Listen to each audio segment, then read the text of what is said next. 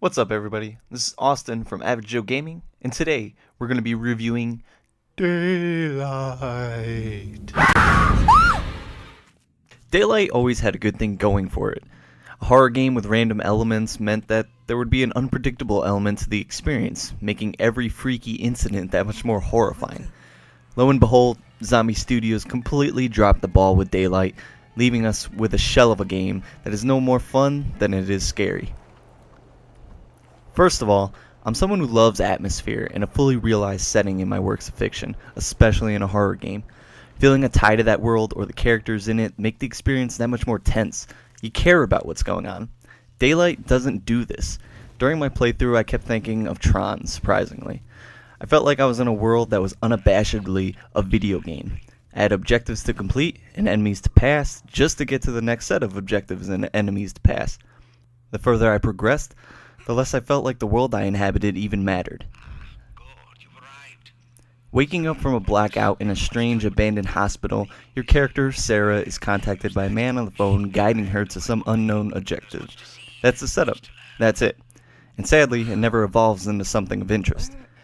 Even despite the abundance of notes you'll come across in Daylight that are the only means of fleshing out the story, I never really cared about the plot.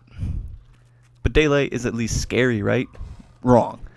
In a surprising turn of events for yours truly, the random nature of the game only served to create some very awkward experiences.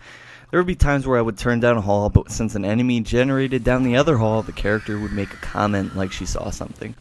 First couple of times this happened, it's a bit creepy, but it doesn't take too long for you to realize that it's just the game being a game and kind of not doing it well.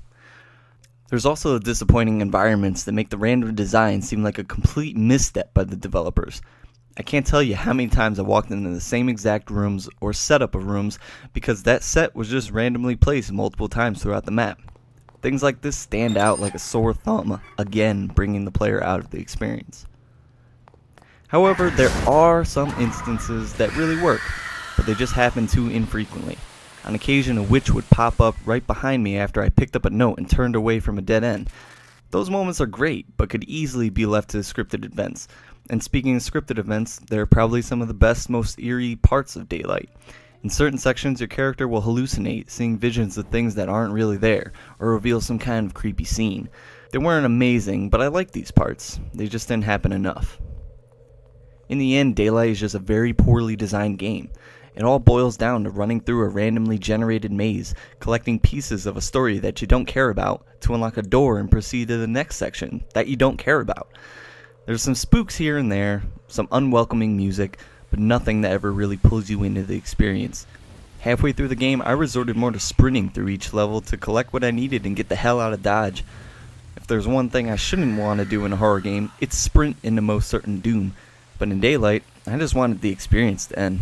Thankfully, it only takes a few hours. If you're looking for horror, look somewhere else. If you're looking for a well-designed game, look somewhere else. Basically, just play something better, like Outlast.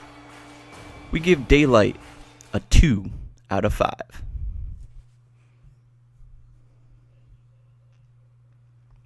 For more news, reviews, and previews, be sure to check out AverageJoeGaming.com.